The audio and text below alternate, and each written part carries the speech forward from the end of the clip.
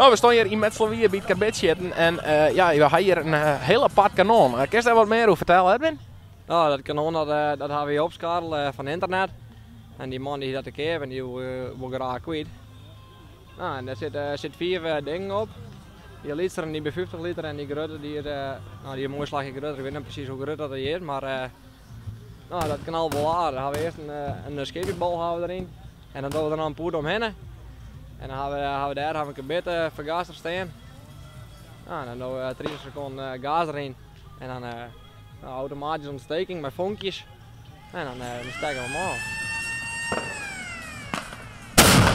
En dan is het krijgt door een karbetvergaser, hè? En ja, hoe lang heb je hem dat ding nou en wat doet dat nou eigenlijk? Nou, dit is nou 3 hier dat we er hebben. We gingen eerst 1 en nu hebben we 2. Dit is een zwarte die hierachter staat. Die hebben we alleen van het kanon. Nou, er zit onder in de tank er zit water.